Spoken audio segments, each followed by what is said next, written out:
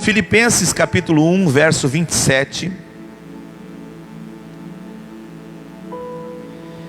E depois o capítulo 2, a partir do versículo 12. Vamos acompanhar aqui. Quem achou e diz amém. Vivei acima de tudo por modo digno do evangelho de Cristo, para que, ou indo ver-vos, ou estando ausente, eu ouça no tocante a vós outros, que estáis firmes em um só espírito, como uma só alma, lutando junto pela fé evangélica. Assim, pois, amados, verso 12 do capítulo 2, assim, pois, amados meus, como sempre obedecestes, não só a minha presença, porém, muito mais agora na minha ausência, desenvolvei a vossa salvação com temor e tremor, porque Deus é quem efetua em vós tanto querer quanto realizar segundo a sua boa vontade. E fazei tudo sem murmuração nem contendas, para que vos torneis irrepreensíveis e sinceros, filhos de Deus, inculpáveis no meio de uma geração pervertida e corrupta, na qual resplandeceis como luzeiro ao mundo, preservando a palavra da vida, para que no dia de Cristo eu me glorie de que não corri em vão, nem me esforcei inutilmente. Pai, esta é a tua palavra. Como nós precisamos dela, Senhor. Jesus, nesta noite nós abrimos nosso coração, para que esta semente caindo no nosso coração encontre um terreno, Pai, fértil para brotar e dar resultados, Senhor. Trabalha-nos nessa noite pelo teu Espírito, e que não somente aquilo que nós viemos querendo ouvir, mas principalmente o que precisamos ouvir. E dessa forma tenho certeza que possamos sair diferente de como entramos nesse lugar. Em nome de Jesus, amém. Esses dias alguém me perguntou: por que a carta aos Filipenses, pastor? Ou por que aos Filipenses? Bom, se Paulo escrevesse hoje uma carta e direcionasse para nós, ele diria aos Gravataienses. Inspirado por Deus, falaria talvez tudo aquilo que nós poderíamos estar vivendo de forma certa ou de forma errada. Poderíamos receber elogios, como poderíamos também receber exortações. Então não é porque ela foi escrita a Filipos que ela não serve para nós, pelo contrário. Nós precisamos examinar as Escrituras, como disse Jesus, porque nela contém a vida eterna. Eu venho uma sequência falando sobre família e vou continuar sobre esse assunto. Tenho orado em meu coração e buscado mais profundamente sobre essa questão. E hoje eu quero falar algumas coisas que nos atrofiam na nossa vida espiritual dentro da nossa casa. Algumas coisas que podem nos bloquear e impedir que Deus traga o crescimento que tanto precisamos na vida. Eu quero que você fique com o coração aberto, amém? Com uma caneta, um lápis, para você anotar algumas coisas importantes que Deus vai falar ao teu coração, porque falou ao meu coração, amém? E nesse texto Paulo começa falando primeiro em viver de forma digna. Mas não é de qualquer forma, de forma digna pelo Evangelho de Cristo. Então significa que antes de nós vivermos a vida cristã, nós estávamos perdidos. O próprio apóstolo Paulo falou isso, nos nossos delitos e pecados. Nós estávamos sendo governados pelo príncipe deste mundo. E Jesus falou que ele é o príncipe das trevas. E como é que ele nos governava? Ele atuava com sugestões na nossa mente. Como a nossa mente não tinha luz de Cristo, então ela tendenciosamente era levado a fazer e praticar coisas das quais Deus não compactua. Então muitas vezes nós aqui presentes, antes de conhecermos a Jesus, trabalhávamos arduamente durante o mês, mas quando pegávamos o dinheiro, investimos em coisas que não edificavam. Quantos maridos bebiam, botavam parte da sua renda dentro de um boteco? Quantos de nós pulamos carnaval no passado? Quantos gastaram dinheiro em festas? Éramos governados por isso. Quantas carteiras de cigarro gastamos? Então você percebe que tinha alguém que conduzia a vida e levava a pessoa a praticar coisas das quais ela não sabia que era errado, achava que era certo, mas ela colocava ali não só o dinheiro, quantas pessoas perderam a saúde também. Uma coisa preciosa que nós recebemos de Deus e depois perdemos por estarmos governados. Aí você vai ver em Colossenses 1,13, Paulo dizendo: Ele, Jesus, nos libertou do império das trevas e nos transportou para o reino do Filho do seu amor. Ou seja, Ele começou uma obra, e essa obra agora na luz, porque é na luz que você reflete teus pensamentos, é na luz que você vê o que está correto e o que não está, é na luz que você enxerga a poeira da casa que você precisa faxinar, é ou não é? E agora ele vai dizer: vivei por modo digno do Evangelho. E no verso, a partir do versículo 12, ele vai dizer que devemos desenvolver a nossa salvação. Então, esse termo desenvolver a salvação significa, não é que você tenha que fazer algo para você ser salvo, mas é você viver a vida como salvo. Não há nada que eu possa fazer que vá me salvar, mas uma vez salvo pela graça de Deus, que não custou nada a mim, mas custou ao Filho de Deus a sua morte, o desejo de Deus agora, que esta vida nova que eu recebo, eu viva ela agora, totalmente com os princípios de Deus. Amém? Agora, Deus quer trazer esse crescimento dentro da nossa casa. Por isso que a igreja não começa aqui. A igreja começa dentro da nossa casa.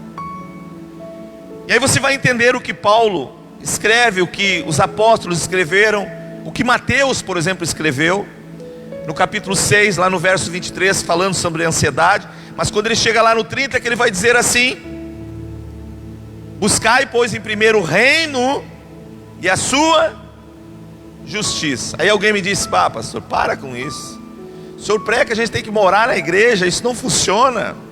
Mas quem disse que buscar o reino de Deus envolve você morar na igreja? Quando a Bíblia diz: buscai, pois, em primeiro o reino de Deus, você tem que entender que no reino de Deus existem vários princípios que precisam ser estabelecidos na nossa vida. O princípio da oração, o princípio da devoção a Deus, da honra, o princípio da congregação, do eu congregar, o discípulo, de eu ser discipulado e discipular. São várias coisas que englobam o reino de Deus. Entre elas, não deixai de congregar, é uma delas. Então, quando a gente olha, desenvolver a salvação significa você dar abertura ao Espírito de Deus trabalhar no teu coração de tal forma que você comece a tornar-se semelhante a Jesus. Quem quer no seu coração tornar-se semelhante a Jesus? Ah, que coisa linda. Agora nós precisamos cuidar de algumas coisas. E eu anotei aqui 7 atitudes que nós podemos ter que não vão contribuir, preste atenção, atitudes negativas que vão impedir o crescimento de Deus na nossa vida. Primeira delas, quando nós olhamos a vida natural, pergunto para você: quem chegou já hoje no limite do dia pensando em tarefas e execução de tarefas durante a semana? Levante a mão. O que chama-se isso? Objetivos e planejamento. Então, quando você vai fazer uma viagem, você tem que fazer um planejamento. Você não diz da noite para o dia, eu vou viajar amanhã. Você tem que saber quando você vai, quando você volta, qual o recurso que você vai investir. É assim ou não é assim? Vou trocar de carro, legal. Da onde vai sair o dinheiro? Já economizou? Já fez um caixa para fazer isso? Então vou comprar suaves 60 parcelas. Você pode comprar, mas depois pode o coração palpitar forte. É ou não é? Tudo precisa de um planejamento. Então, se essas coisas acontecem no mundo natural, pergunto para você, e a nossa objetividade nas questões espirituais? Primeira delas, se nós não formos objetivos nas questões espirituais, do que eu preciso, como é que eu vou crescer espiritualmente? Então hoje eu quero te fazer pensar, amém? Quero te levar você a um nível de pensamento, de como está a tua vida espiritual. Mas não no contexto de como você te avalia, mas de como Deus está te olhando, amém? De como Deus está conduzindo o teu coração nesse momento. Então a primeira coisa que eu quero que você anote aí, o que nos impede? Falta de objetivos espirituais.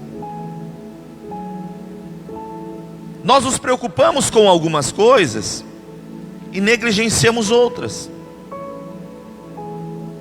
Então quando você olha, por exemplo, vamos lá, Lucas capítulo 12.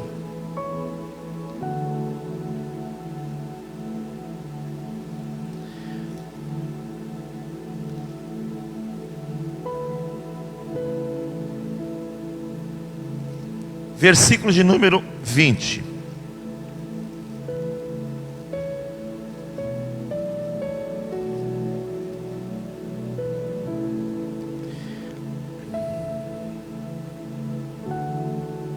Vamos ler desde o 16.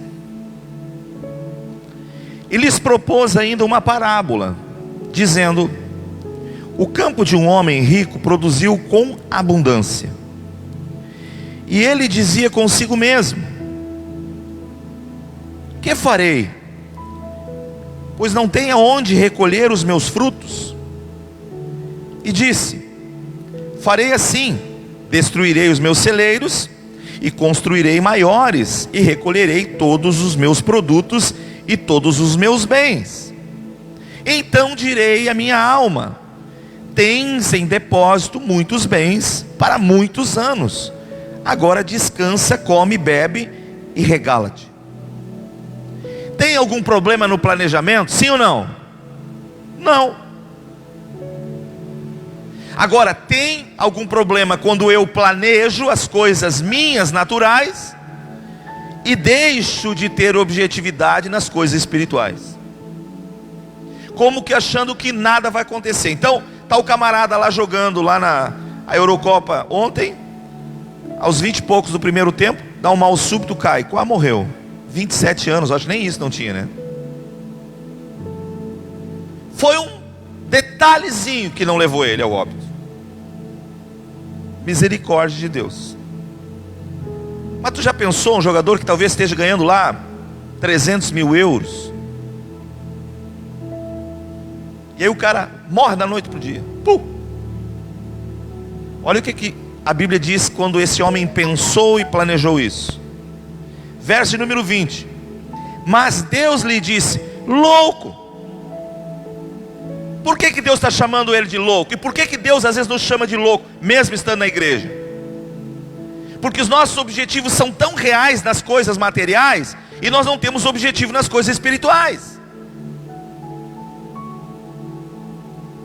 E aí você te empenha em ganhar tanta coisa, e vai e busca, e de repente Jesus diz: louco. E se essa noite você desaparecer da terra? Quem vai gozar do que você usufruiu?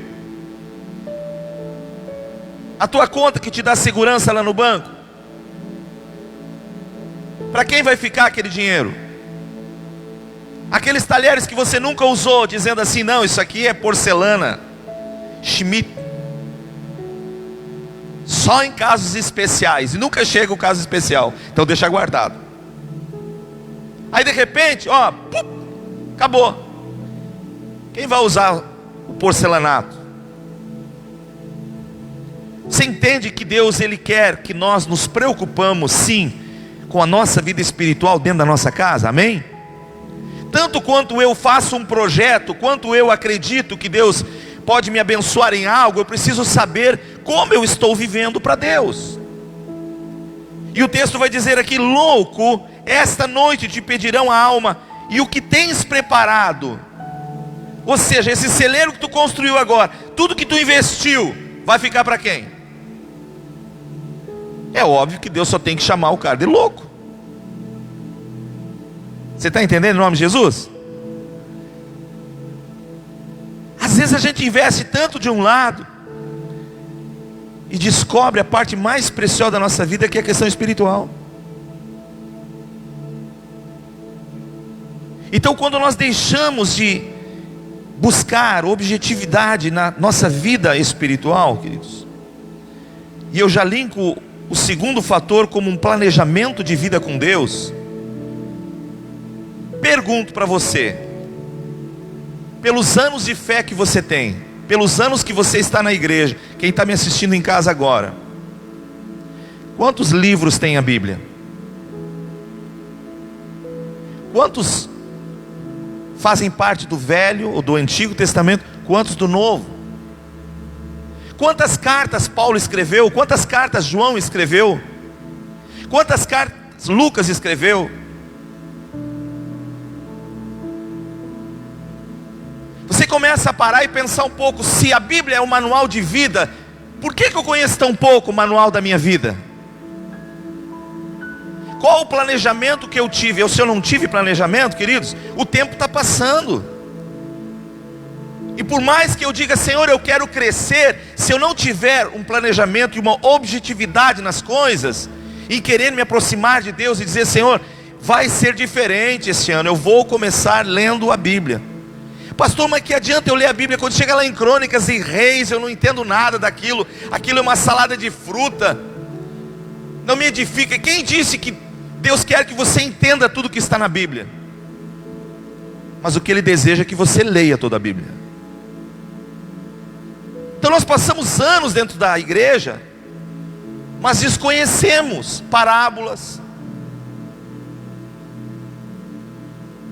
do que Deus já ensinou.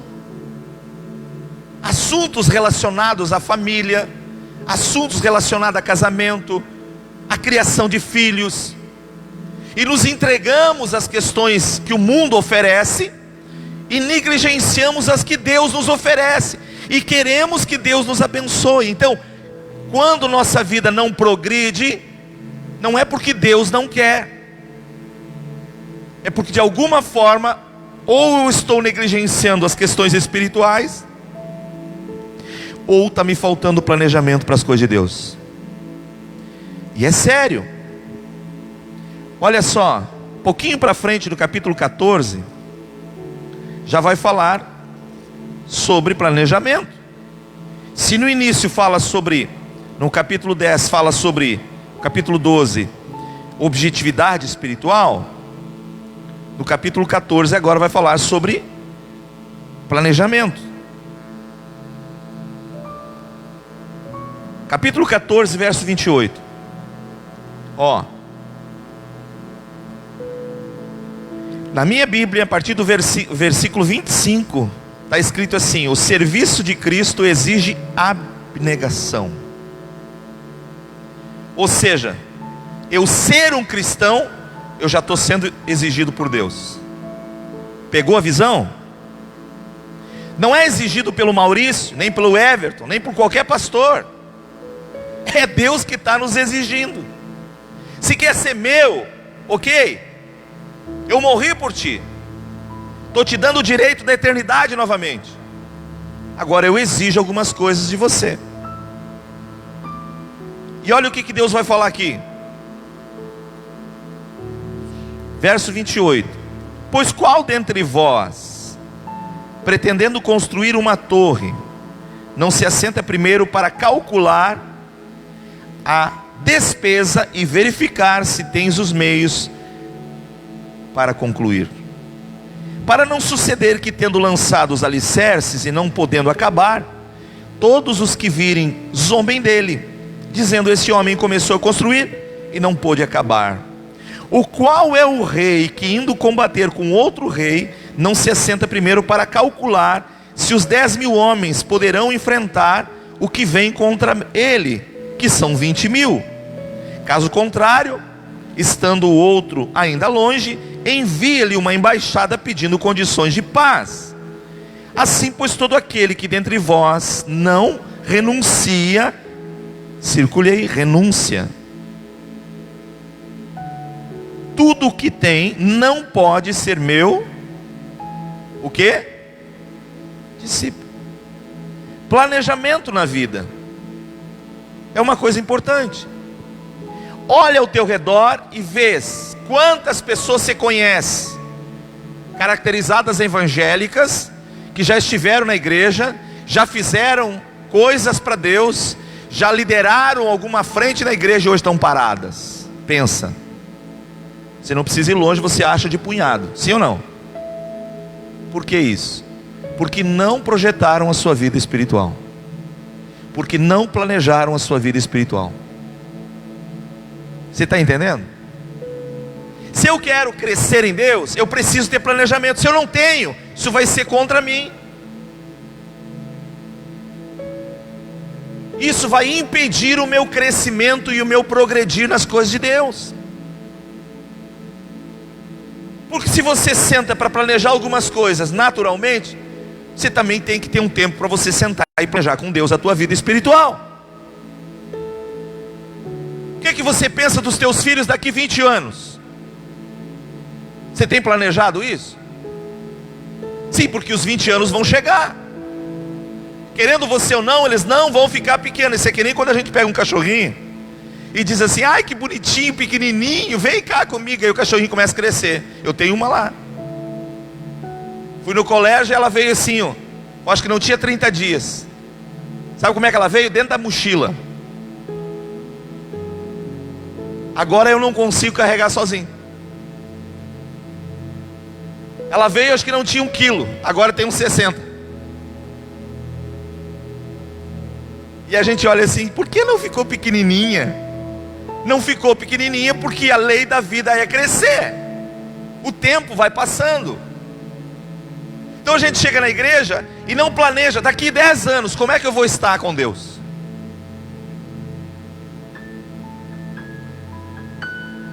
Será que eu vou ser o mesmo Maurício daqui 10 anos?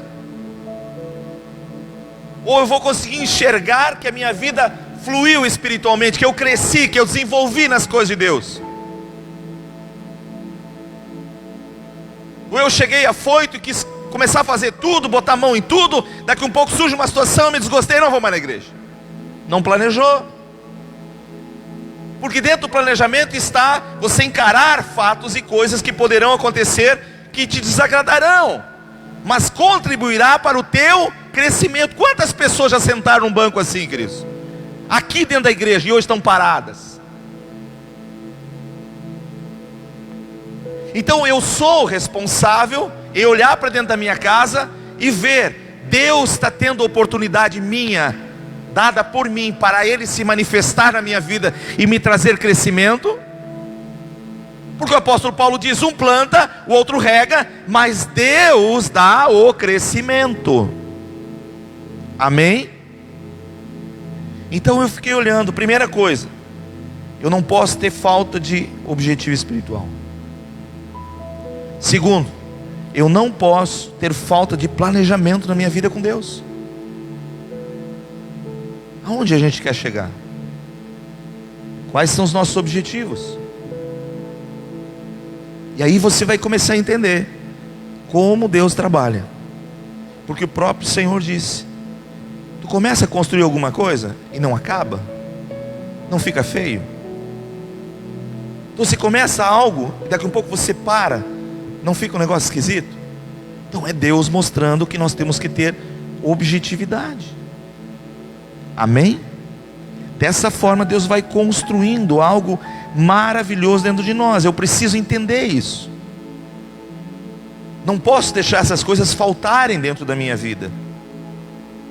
Como está a minha aplicação na leitura bíblica? Como está o meu conhecimento nas coisas de Deus?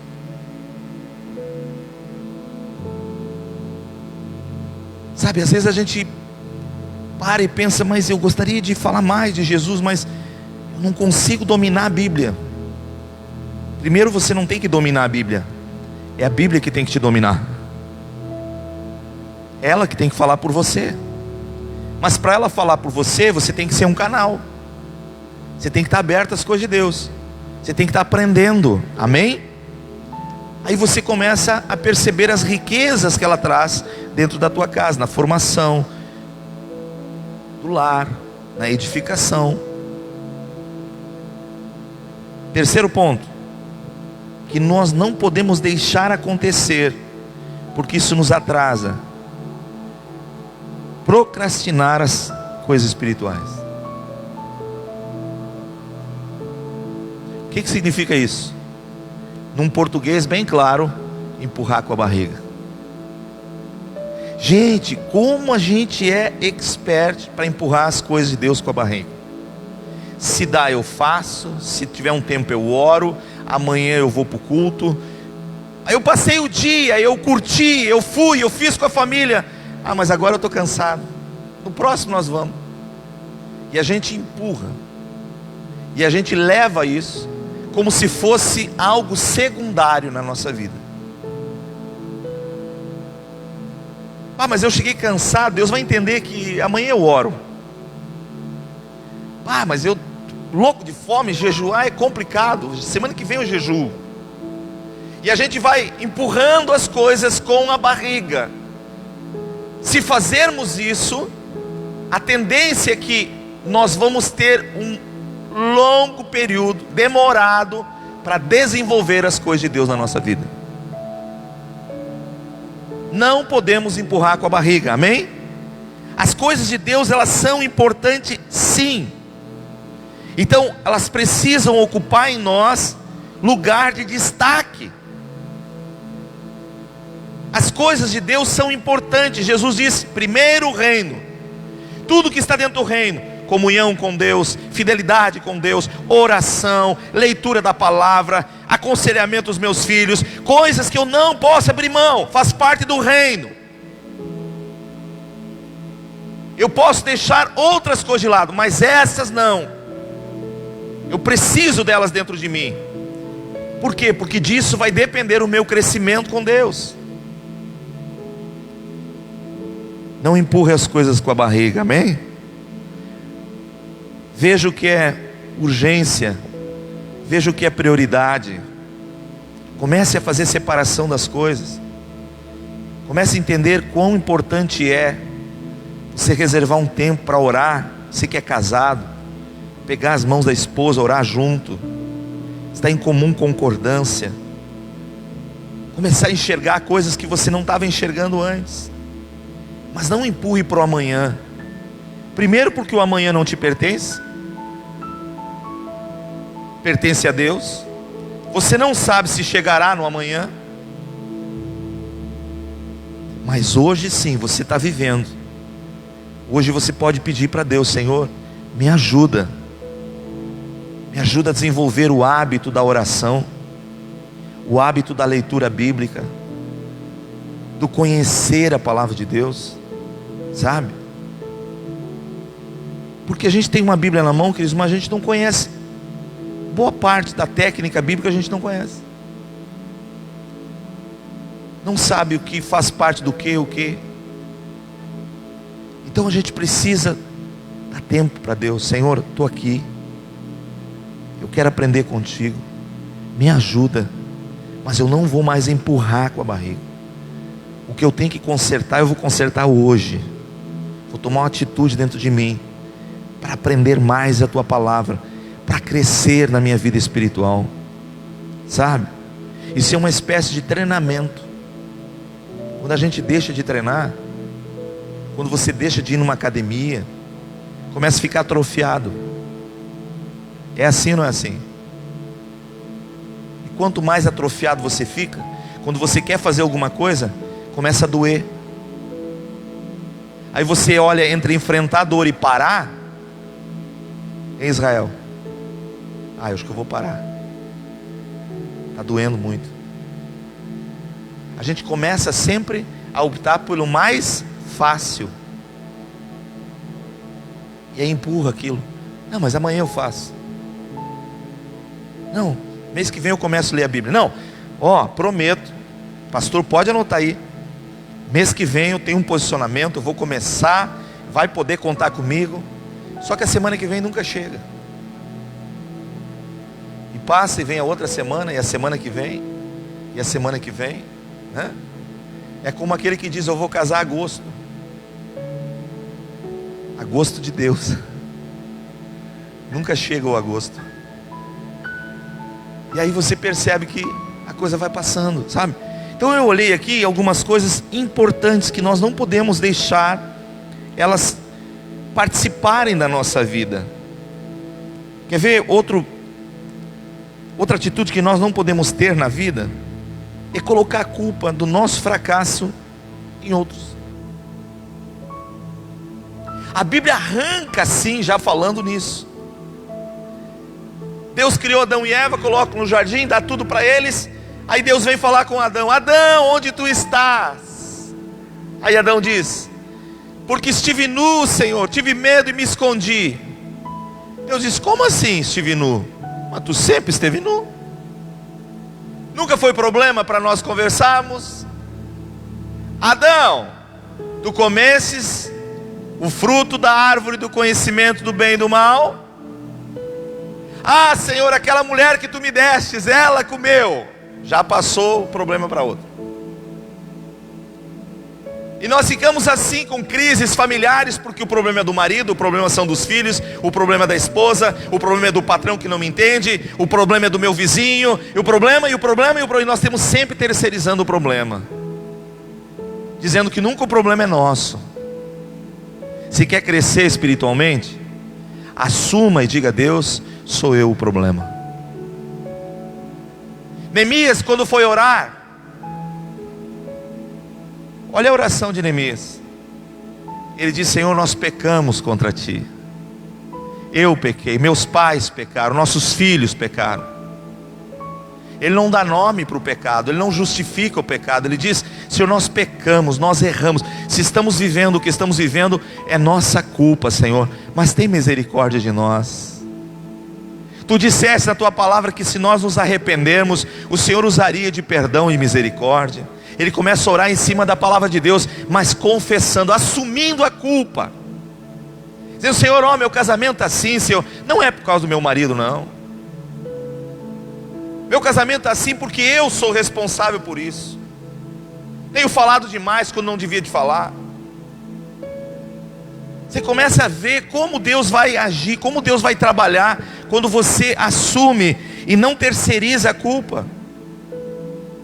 Não bota as coisas para o outro. Pastor, mas meus filhos é complicado. Não é os filhos complicados, nós somos complicados. E como é que Deus nos atende? Como é que Deus olha para nós quando a gente se volta para Ele? A mesma coisa. Então não empurre, não coloque a responsabilidade, sabe? Não transfira. Quando Pedro errou, quando Pedro falhou, pelo seu orgulho, pelo seu posicionamento firme de dureza, mas quando houve o cantar do galo, quando ele caiu em si, a Bíblia diz que ele chora amargamente, ele corre para o templo, ele vai junto com os irmãos, ele se derrama diante de Deus. Se ele pudesse mudar aquilo, ele tinha de alguma forma mudado. Mas o seu colega de ministério, chamado Judas, não agiu da mesma forma. O mesmo discipulador, o mesmo pastor, o mesmo homem que estava com eles, ensinando, doutrinando, quando ele erra, enche um remorso no coração. Você sabe que o remorso e arrependimento é diferente, não sabe? Sabe o que é o remorso? O remorso é quando você faz uma coisa errada e você olha aquilo, em vez de você te arrepender para nunca mais fazer, você só deixa uma coisa momentânea entrar em você. O que eu estou dizendo com isso? Se Judas tivesse continuado a vida, ele voltava a fazer o que ele fez, a vender Jesus, porque ele só teve remorso. Mas quando entra o arrependimento, brota dentro de nós, você chora, você derrama o teu coração, e aquela área que você fragilizado caiu, você nunca mais vai cair, porque você vai cuidar daquela área. Você sabe qual o preço custou aquilo para você, então você vai vigiar. Amém? Então não podemos empurrar, não podemos simplesmente, leva para diante. Não, é sério. E aí você vai perceber, quando a gente não terceiriza o problema, mas assume o problema em Deus. Hoje de manhã eu falei no culto, me lembro uma vez que eu estava em casa, dificilmente atendo alguém na minha casa. Por quê? Porque eu entendi que a minha casa é um jardim regado de Deus, para mim viver com a minha família. Então recebo irmãos, tomo café com irmãos, sabe? Converso com irmãos.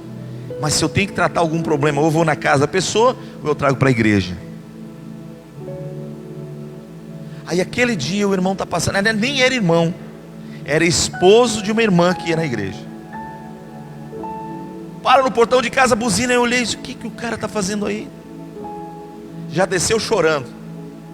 Pastor, aí o meu filho está saindo, naquela hora eu abro o portão, ele está saindo, camiseta do time, mais uma galera esperando, e ele olha aquilo e diz: mas o teu filho não é pecado ir no estádio de futebol? Eu disse: entra aqui. Não é pecado. Mas a minha esposa disse que é pecado, jogar bola é pecado, tudo que eu vou fazer é pecado, que eu estou indo para o inferno. Então esta fé eu não quero para mim, essa igreja eu não quero, que me leva para o inferno. Eu disse: não, queridos, não é assim. Tem coisas sim que são pecaminosas, mas jogar um futebol, ir num estádio, não é pecado. Agora, você não abriu o coração para Cristo, isso sim é perigoso. Você pode estar renunciando o perdão dele para todos os teus pecados, que você não sabe que você tem, mas você tem. Você tem que abrir teu coração para Deus. Aí eu chamei a esposa: vem cá, vamos conversar. Pastor, meu marido não vai no culto, ele não quer ir na igreja, eu quero tocar minha vida sozinho. Mas o problema é você, porque você bota a culpa nele. Vem cá, senta aqui, abre a tua Bíblia aí, em 1 Pedro, capítulo 3. O que é que diz a Bíblia aí? Lê com a tua voz, vamos lá? Aí ela pegou a Bíblia e abriu. 1 Pedro capítulo 3.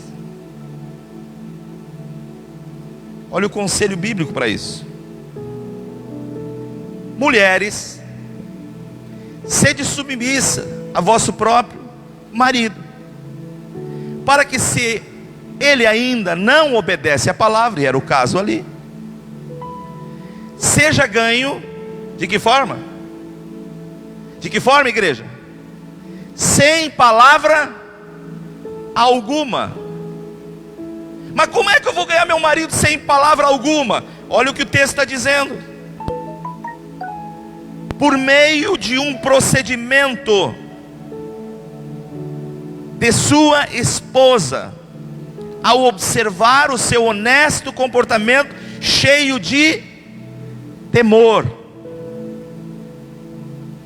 Quando você ficar culpando, não vai resolver. Quando você te entregar nos braços de Deus e deixar Deus viver através de você, você vai ter resultado,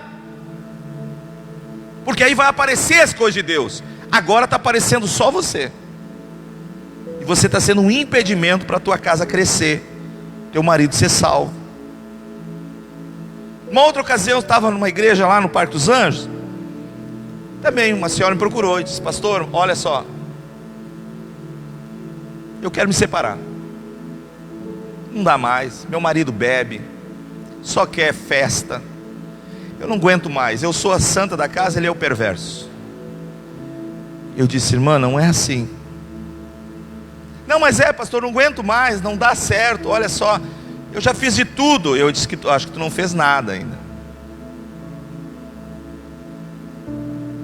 Mas não dá para aturar, pastor.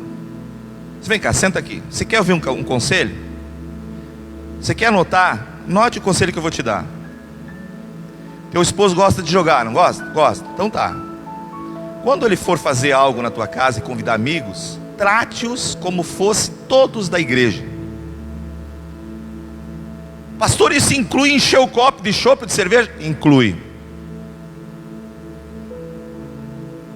Trate.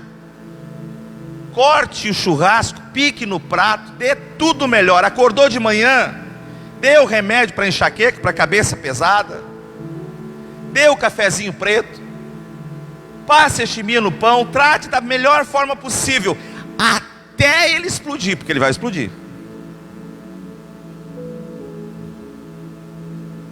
Ela foi para casa e começou a fazer isso, 3 meses.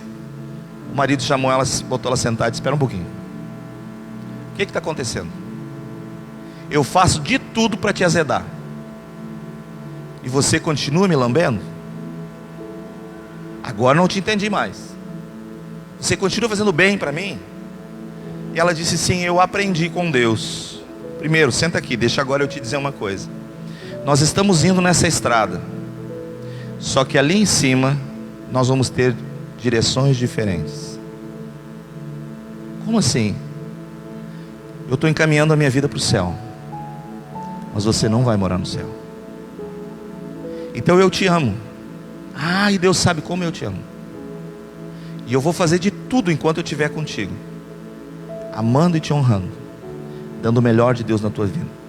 Porque um dia isso vai acabar, e eu não vou poder mais cuidar de ti, e não vou poder mais te dar amor. O caminho que tu está escolhendo é esse, infelizmente. Ele sentou e disse para ela assim: mas se eu não vou para o céu, eu vou para onde? Ela disse: existem 2 lugares, céu e inferno. Mas eu não quero ir para o inferno. Então muda. Sabe o que aconteceu depois de alguns anos? Estavam os 2 sentados na igreja. Eu tive a oportunidade de batizar os 2. Quando você acolhe a palavra, e você deixa de justificar os teus erros, acolhe a Bíblia no teu coração e deixa ela falar por você, ela transforma. Por que nós encontramos dificuldades hoje em operosidade de Deus para a transformação de lares? Porque a mulher quer fazer o papel de Deus, ou o marido quer fazer o papel de Deus, e fica falando, e fica falando. Eu disse: irmã, olha o que a Bíblia diz aqui, sem palavra alguma. Não é o que você vai falar que vai produzir efeito, mas é o que Deus fazer através da tua vida que vai produzir efeito. E aí você vai ter uma transformação no teu lar.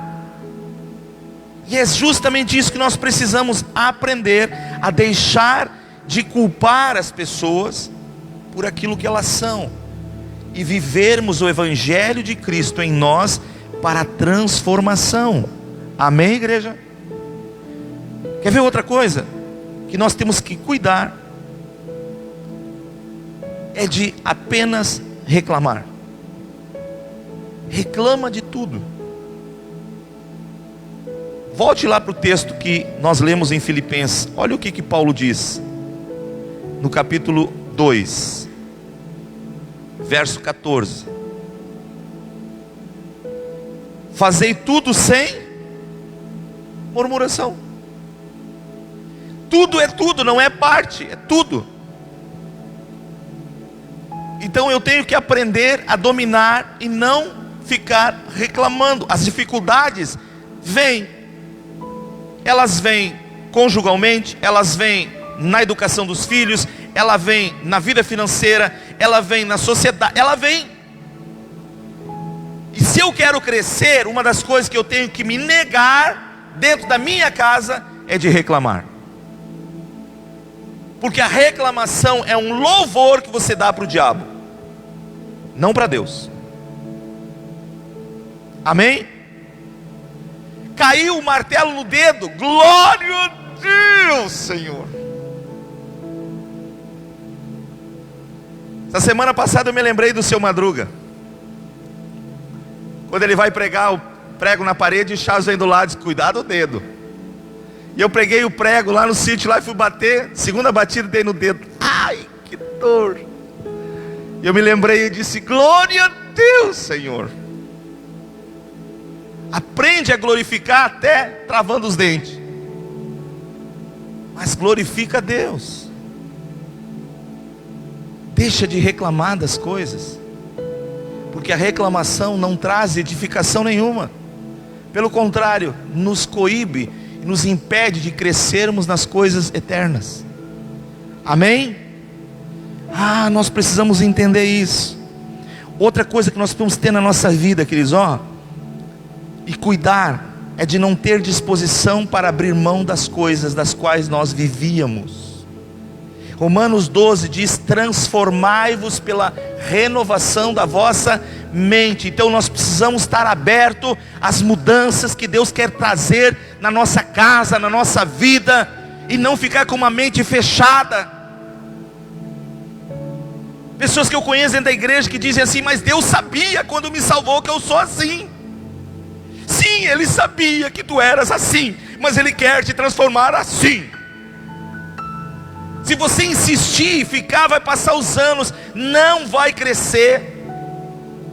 Daqui a um pouco você vai olhar para o lado e vai dizer: mas por que Deus abençoou da direita, abençoou da esquerda e não me abençoa?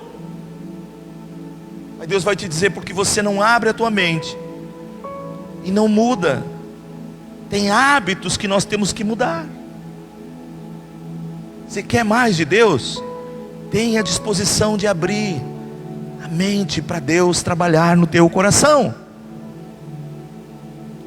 Sabe, quando você olha para a Bíblia,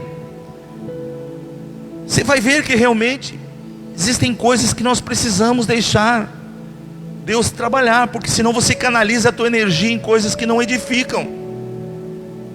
Isaías 55 diz: por que você está gastando o vosso suor naquilo que não é pão, e o dinheiro naquilo que não é pão? Então sabiamente você tem que abrir a mente e o coração, sabe, e deixar Deus transformar coisas. Sabe o que eu aprendi na minha vida, queridos? Lá se foram 3 décadas, se passaram 30 anos caminhando. Eu entrei na igreja, pastor Everton estava no meu colo para apresentar lá em Porto Alegre, na Arabutã. Passou tempo, gente. Mas eu aprendi que coisas que Deus faz eu ouvir, Ele traz para mim somar. Eu preciso ter uma mente aberta. Então, quando eu via a necessidade de alguém, eu não terceirizava essa necessidade e levava para outro. Se eu podia ajudar, de pronto, minha mente e meu coração estavam dispostos a ajudar. São coisas que a gente não fala, mas hoje eu tenho que dizer para você: abre a tua mente. Por quê? Porque eu ajudei muitos irmãos a pagar luz, a pagar água, ajudei irmãos a pagar IPVA, ajudei irmãos a botar pneu em carro, queridos, coisas que nunca contei para ninguém. Mas se eu ouvir alguém com necessidade, por que eu vou pegar aquilo e levar para o pastor? Pastor, olha aqui, a igreja está com necessidade. Se eu sou a igreja, o church de Deus, eu tenho que assumir a minha responsabilidade de mente aberta, de coração aberto. São coisas que às vezes a gente não comenta, a gente não fala, porque eu aprendi que a mão direita dá, a esquerda não precisa saber. Você está entendendo, em nome de Jesus? Eu fiquei mais de 2 anos ajudando a fazer um sopão numa vila de Cachoeirinha, bancando toda a alimentação, todos os sábados. O que me custava isso? Um coração generoso a Deus, porque era o mínimo que eu podia fazer, perto do que Ele fez por mim. Mente aberta. Aí um dia eu descobri que estava, pastor, com dificuldade de pagar o aluguel da igreja onde eu estava. Eu paguei 2 anos o aluguel da igreja, sem ninguém saber. Mas não fiz isso para me gloriar. Fiz isso porque Deus colocou no meu coração e me abençoou de uma forma que eu podia fazer. E cada vez que eu fazia, Deus me abençoava mais. Mas quando eu ouvi, eu não fechei a mente. Isso é problema de vocês, não meu. Qual o nosso problema? É que nós achamos que é só nós, quando Deus tem um todo para trabalhar e nós estamos inseridos nisso, amém? Queremos crescer como família, temos que despertar nesse compromisso com Deus, sabe? Ter essa disposição no nosso coração, de Deus fazendo através de nós, mente aberta, coração puro em Deus. Não estou fazendo porque eu quero ser promovido, estou fazendo porque eu fui incluído no reino de Deus. Ah, pastor, mas é o ministério. Irmão, ministério vai, ministério vem. Tudo que você vai fazer, faça para Deus, porque nele você não vai ter problema. Se você pegar uma vassoura para varrer, está varrendo como se fosse varrendo o céu para Deus. Qualquer coisa que você for fazer, é para Deus.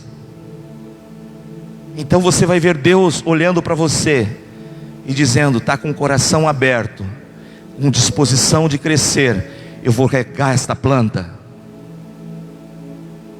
Aí vem crise, entra crise, sai crise, e Deus continua regando você, continua te sustentando, continua te abençoando. Então eu aprendi, olhando para a palavra de Deus, que eu preciso parar de reclamar. Isso não faz bem dentro da minha casa, e eu preciso ter disposição para abrir mão das coisas que antes eu não fazia, mas agora em Deus eu posso fazer, sabe? Fazer como a Bíblia diz, que Barnabé tinha um campo, ele olha, vê a necessidade da igreja, vai lá e vende o campo, e diz para os apóstolos: está aqui. Você acha que Deus não abençoou esse homem? Claro que abençoou. Por quê? Pela disposição de ter uma mente aberta e um coração capaz de ajudar. Deus sempre trabalhando em nós desta forma. Mas quando nos fechamos no nosso mundinho, nós ficamos anos tentando, e a coisa não evolui, não vai. Por causa do quê? Porque somos mesquinhas.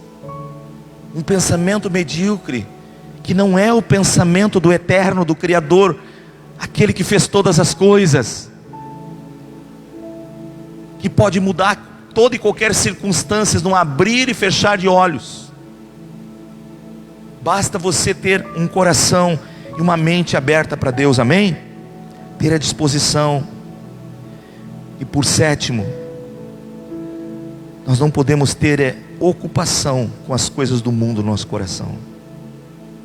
Viva no mundo, usufrua das coisas que estão no mundo, mas não coloque o teu coração nestas coisas, porque você não vai conseguir amar dois senhores. A Bíblia diz: não ameis o mundo, nem as coisas que são do mundo. Deus sabe que nós podemos usufruir das coisas, mas não ficar apegado a elas. Temos que ter um coração capaz de amar a Deus e de sentir prazer nas coisas de Deus. Então, quando o nosso coração deixa as preocupações do mundo, as coisas de lado, sabe, as fascinações, nós deixamos de nos envolver com esse status que o mundo produz, para viver a simplicidade do Evangelho de Cristo.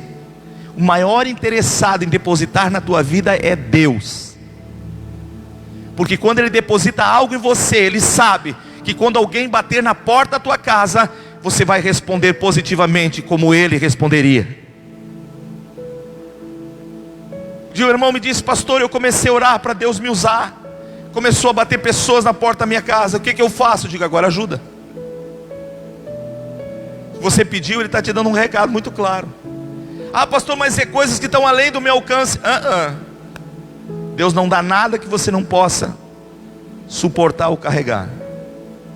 Em frente e vá em frente. Ajude. Se Deus está te chamando para fazer, faça. Não fique tentando. E agora? Não. Entenda, se há uma coisa que tem que ocupar o nosso coração, é com as coisas do reino, é a salvação das pessoas, é quantas pessoas estão morrendo sem Cristo, sem terem o endereço do céu. Tudo porque nós que temos esta oportunidade, estamos negligenciando dentro da nossa própria casa, deixando de crescer e prosperar nas coisas de Deus.